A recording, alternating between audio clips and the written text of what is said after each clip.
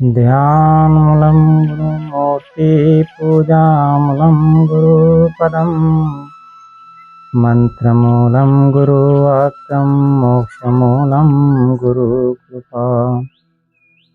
गुरु भक्ति क देते है सकल पाप को नाश, जैसे चिंगी आग की पड़ी पुरानी घास। नमो नमो गुरुदेव को, नमो कबीर कृपाल, नमो संत शरणागति सकल पाप हुई छार।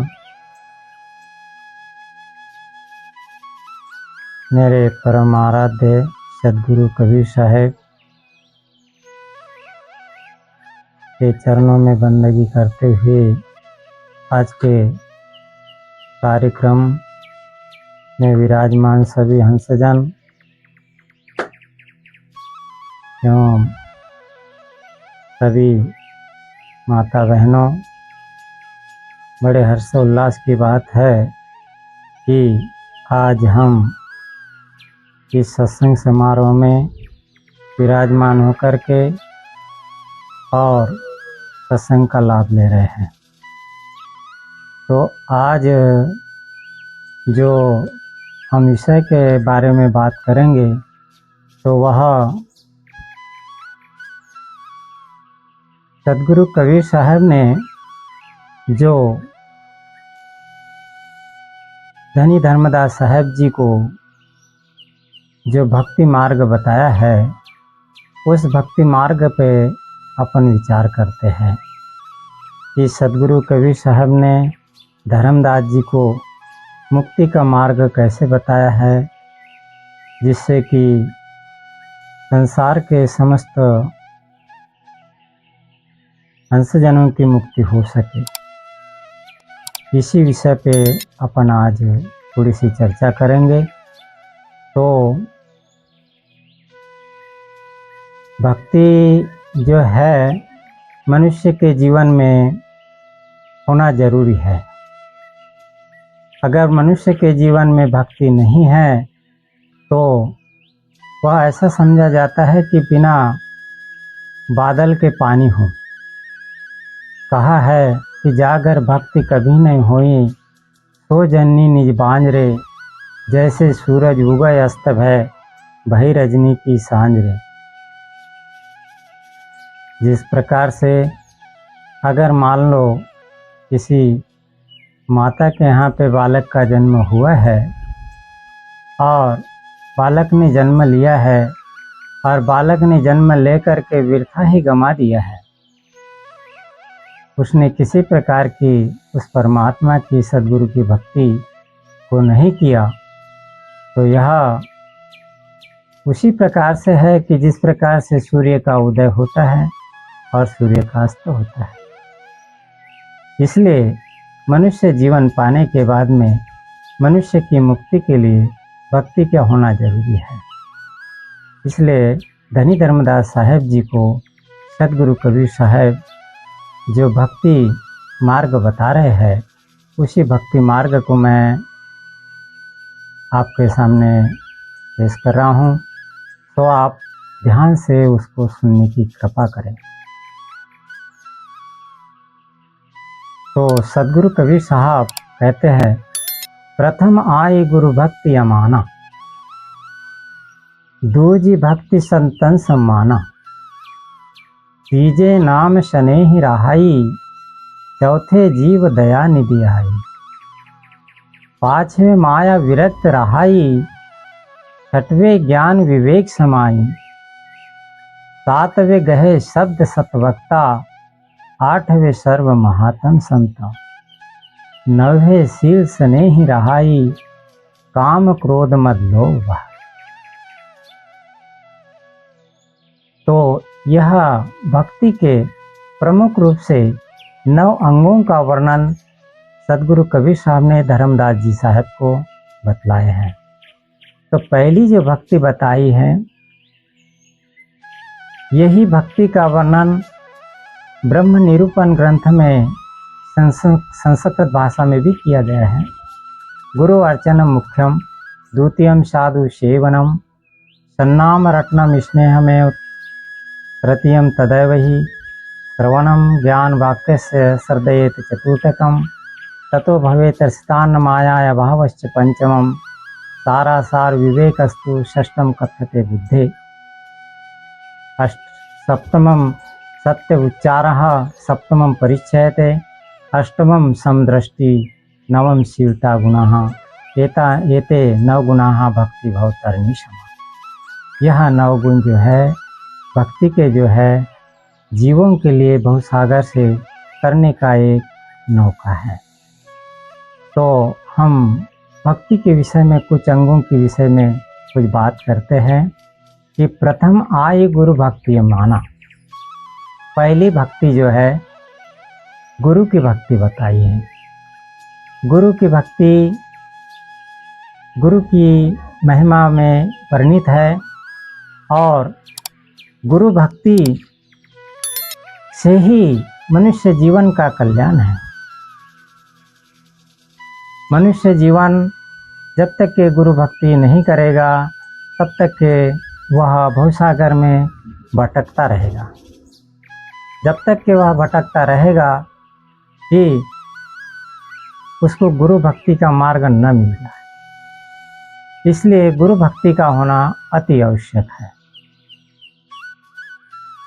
गुरु भक्ति अभी एक साखी में कही थी कि गुरु भक्ति कर देता है सकल पाप को नाश। गुरु भक्ति एक ऐसी चिंगारी है, गुरु भक्ति एक ऐसी अग्नि है जो सारे पापों को नाश कर देती। गुरु भक्ति कर देता है सकल पाप को नाश, जैसे चिंगी आग की पड़ी पुरानी घास। जैसे कई दिनों की पुरानी घास पड़ी रहती है और पुरानी घास पड़ी रह करके वह जो है तो उसका कोई ये नहीं होता, परंतु होता क्या है कि जब अगर अग्नि की चिंगारी उस घास पे पड़ जाए तो वह सारा घास चाहे नया हो, चाहे पुराना हो, चाहे गीला हो, चाहे सूखा हो, यह जल करके भस्म हो जाता है। इसी प्रकार से गुरु भक्ति एक ऐसी गुरु है कि गुरु मार्ग पे हमें अगर चलना चालू किया तो गुरु भक्ति में वह ताकत है कि जितने हमारे पूरे कर्म हैं पुराने से पुराने, वो कर्मों को भी जला करके भस्म कर देते हैं। इसीलिए कहा है कि गुरु भक्ति कर देते हैं सकल पाप को नाश। सारे हमने कुछ पूर्व में किए हुए अन्याय, अत्याचार और अपराधों को नाश हो जाता है। यह गुरु भक्ति के अंदर में पावर है। इसीलिए गुरु भक्ति का होना जरूरी है। कहा है गुरु मूलाः क्रियाः सर्वाः भुक्ति मुक्ति फलप्रदाः तेषां सेवयो गुरु नित्यम युक्तार्थस्तु समाहिते। गुरु सारे मूलकों का मूल है। गुरु मूलाः क्रियाः सारे क्रियाओं का मूलक है। भुक्ति मुक्ति फल प्रदाः सारे भोगों का एवं मुक्ति का भी मूल कारण गुरु ही है। तेषां सेवयो गुरु नित्यम, इसलिए हमने नित्य गुरु की सेवा करना चाहिए। गुरु भक्ति अर्थात गुरु की सेवा करना, गुरु की आज्ञा के ऊपर चलना। अगर हम कहें कि गुरु पूजा हमने फूल चढ़ा दिया, पत्र चढ़ा दिया और फूल पत्र चढ़ा करके हमने उसी को अगरबत्ती लगा दी, कपूर लगा दी, इसी को हमने गुरु पूजा मान ली, तो यह गुरु पूजा नहीं मानी जाती है। यह तो एक प्रकार से हमारे भावों को जागृत करने के लिए यह सारे क्रियाएं की जाती हैं। पर लेकिन गुरु पूजा जो है हमारे विचार में वह होना चाहिए कि गुरु के आचरणों को, गुरु ने बताए हुए मार्ग पे हमने चलना, उसको गुरु पूजा माना जाता है। मन, वचन और कर्म से गुरु के प्रति हमारी श्रद्धा रहना चाहिए। मन, वचन, कर्म से हमने गुरु की आज्ञा का पालन करना चाहिए।